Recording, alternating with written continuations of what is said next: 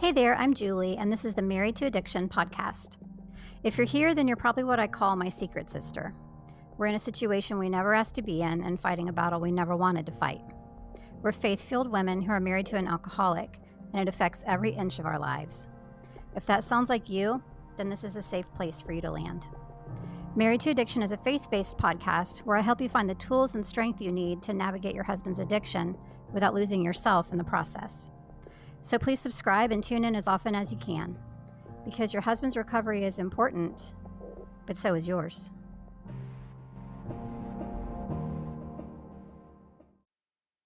Hello, and welcome into episode 115 of the Married to Addiction podcast. I have a big treat for you today. I'm actually really excited about this. I'm doing something today that I've never done before in the history of the Married to Addiction podcast. I'm going to be giving you a free Secret Sisters Circle lesson right here on the podcast. I hope you're excited, because I definitely am.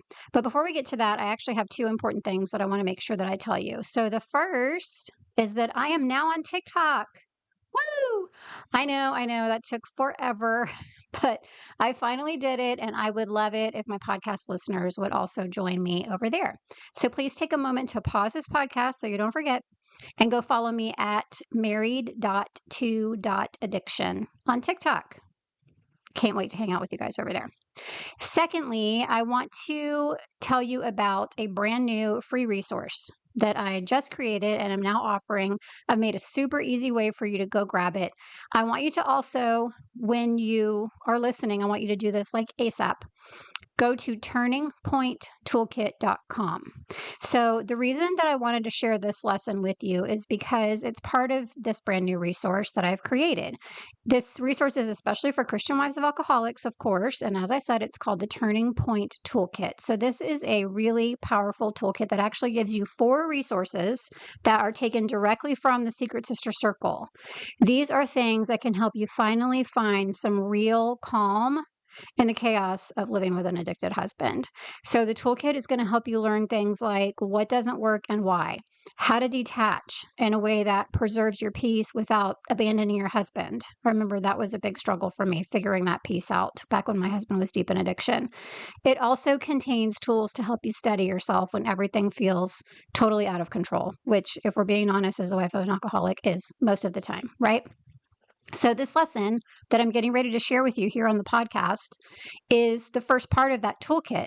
So if you sign up for the toolkit at turningpointtoolkit.com, you are also going to get the video version of this lesson that I'm going to share with you today. So today on the podcast, I'm basically going to insert the audio directly from that SSC lesson. But the toolkit gives you the video version as well, plus a worksheet that also goes along with it. It also contains another full-length SSC lesson called The Art of Healthy Detachment. So you get 2 full-length SSC lessons along with the lesson activities that come with those. And lesson activities are things that all of the SSC lessons have. So I went ahead and threw those in here for you as well.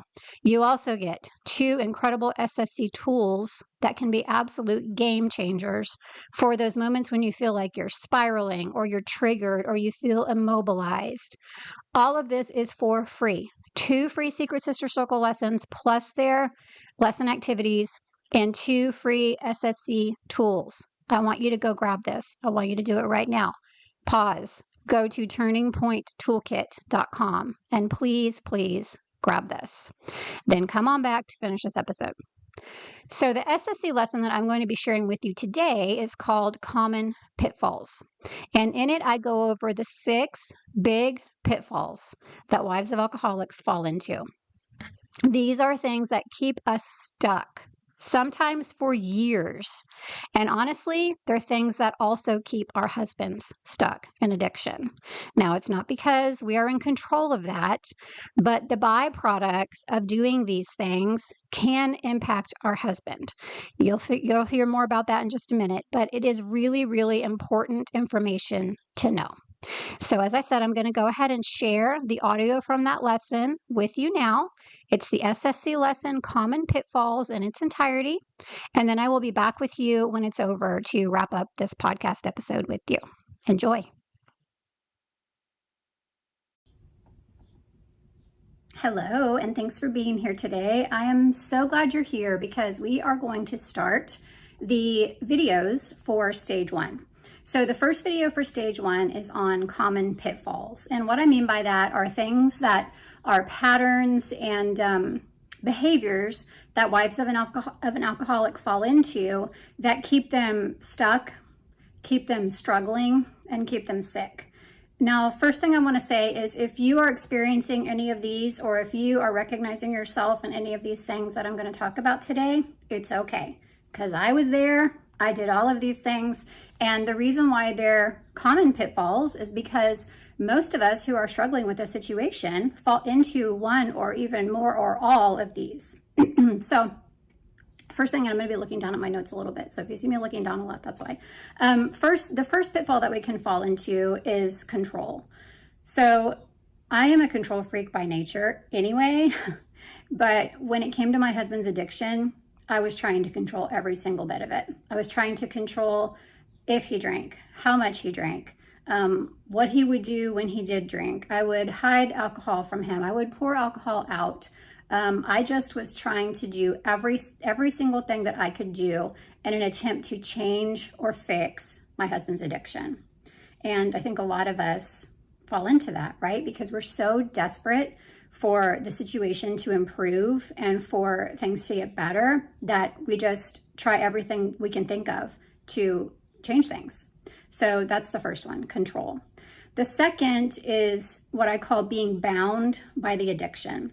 So this is when you're obsessing over it. I also refer to it as being addicted to his addiction because it's all you think about. It's all you focus on. You dwell on it constantly. It's the undercurrent of every second of every day. You're consistently, thinking about some of those things that I just talked about, how to change it, how to stop it, how to fix it. You wake up in the morning thinking about it. You go to bed thinking about it. You wake up in the middle of the night sometimes. I used to have dreams about it all the time, and I would wake up in the middle of the night. It affected every single bit of my life and every single bit of my mind. And so if you are feeling that way, you are bound by this addiction because basically it has control over you as well. That's the second pitfall.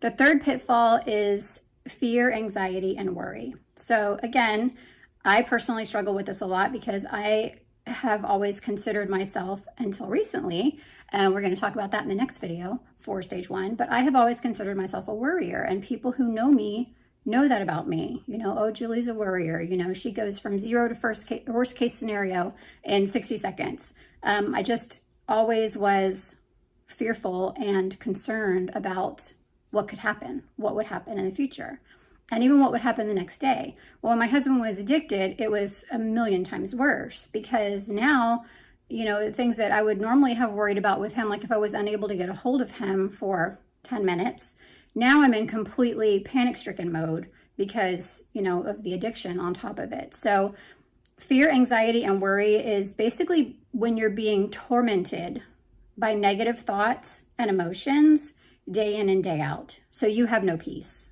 You have no peace anywhere to be found, anywhere in your life, because like I said, you're consumed mentally, emotionally, spiritually by the addiction and what's happening with his addiction. So that's the third one. The fourth common pitfall is either not taking care of yourself, which is a really common one, and or not taking care of your other responsibilities. So when I was in the middle of this, I did both of these things. I did a horrible job of taking care of myself physically. I didn't eat right. I didn't take care of myself. I wasn't getting enough sleep. I wasn't doing anything but hanging by a thread, honestly. And that's why I ended up covered in those stress-induced hives that I am sure you've heard me talk about. It was affecting me physically because I had so much mental and emotional stress on top of being depleted of every single thing that my body needed because I wasn't taking care of myself, that it just poured out into a physical reaction because my body was just under such immense stress in every way, shape, and form. This can also play out, like I said, that you're not taking care of your responsibilities. So maybe, I wasn't parenting at my best when my husband was deep in addiction, that's for sure. My job suffered. I would leave work sometimes because I was really consumed with worry about my husband because he didn't answer the phone for 10 minutes. Like, it all kind of just wrapped up together. And so I wasn't taking care of really anything in my life, or doing it well at least, because I was in these pitfalls and basically just consumed with the addiction and only the addiction. So that's the fourth one, not caring for yourself. The fifth, and this is huge, I want you to really listen to this one, because you may or may not realize that you're doing this until you hear me say these words. Listening to the enemy. The enemy loves addiction, because he not only gets to take down one person, he gets to take down everyone around that person. The wife, the family. Sometimes the employer is affected. His reach is vast when it comes to addiction. And he loves to be in our ear, especially. He loves to keep us in every single one of these pitfalls because it keeps us bound and it keeps us tormented. And so if you are listening to the enemy, it sounds like things like this. God is punishing you.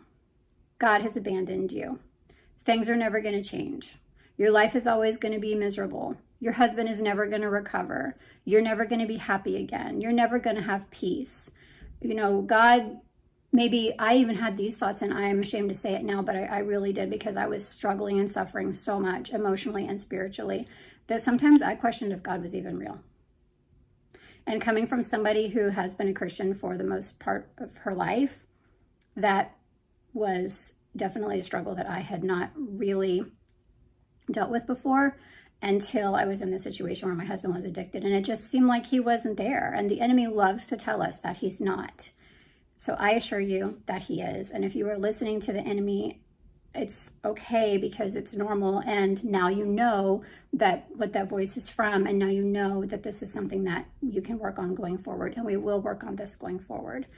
None of those thoughts, none of those fears, none of that worry, none of that comes from God. None of those feelings, none of those emotions. It's all from the enemy, every single bit of it. So just realize that you are under attack and it's time to fight back.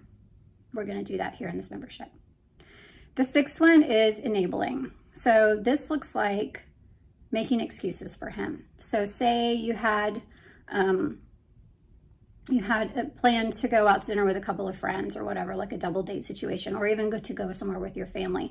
And your husband got so inebriated that now you thought there's no way, like we cannot go with him in this condition.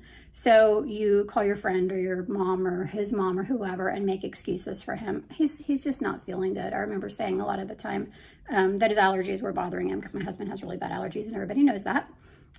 So I would tell them, yeah, he's just having a rough day. Like his allergies are he's just really struggling with that today.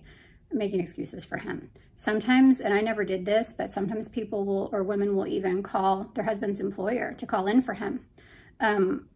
Maybe you're cleaning up after him in other ways. Maybe you're physically cleaning up after him, but maybe you're, just cleaning up after him in several different areas of his life. Any of these behaviors will make him stay in addiction. So if you are enabling, it is time to work on that. And we are going to do that here as well. It feels like you're doing them a favor at the time. And I get that. Sometimes it feels like you have no choice. And I understand that too, because I've been there. But what we are doing when we're removing those consequences, even as difficult as it sounds, well, if I don't call in for him, he could lose his job. Is that what's going to need to happen for him to get sober? Maybe so.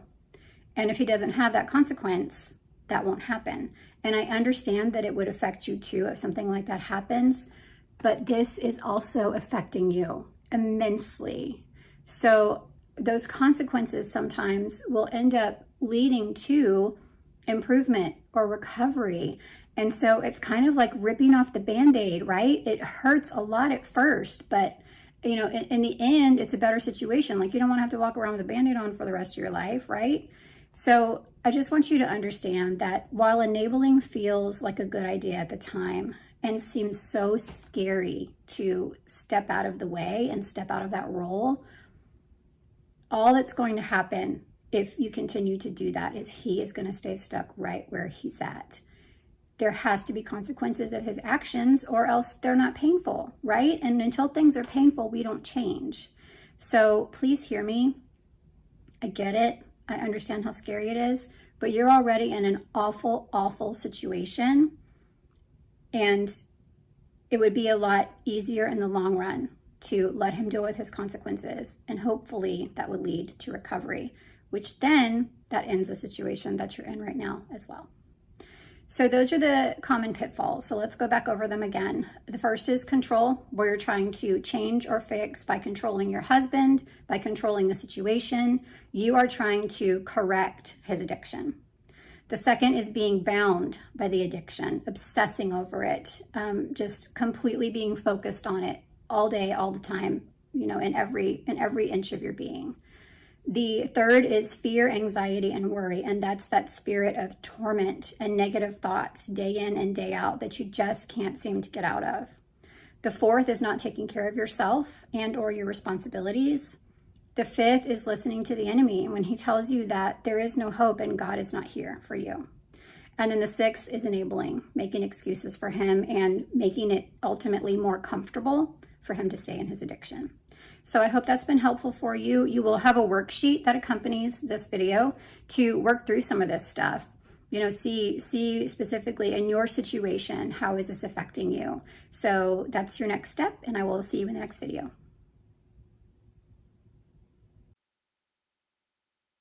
Okay, so how was that? Any light bulb moments for you? Did you hear anything that sounded familiar? Did you recognize yourself in some of those? And if you are saying yes to all, please know you are not alone.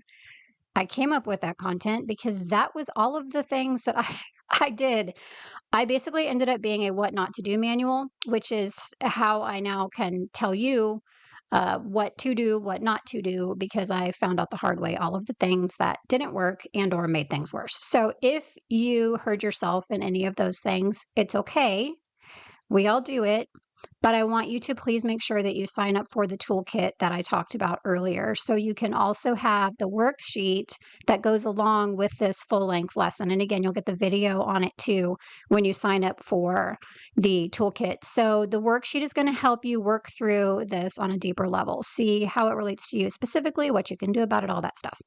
Plus, like I mentioned, it also includes the additional SSC lesson on detachment, plus the 2 free SSC tools. So please go grab that now. If you didn't, hit pause earlier in the episode and go get that free resource.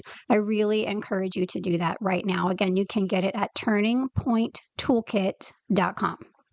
So I hope that you found this SSC lesson that I shared with you today helpful, and I encourage you to please go even further with the Turning Point Toolkit. As always, thank you so much for listening, and I will see you next time.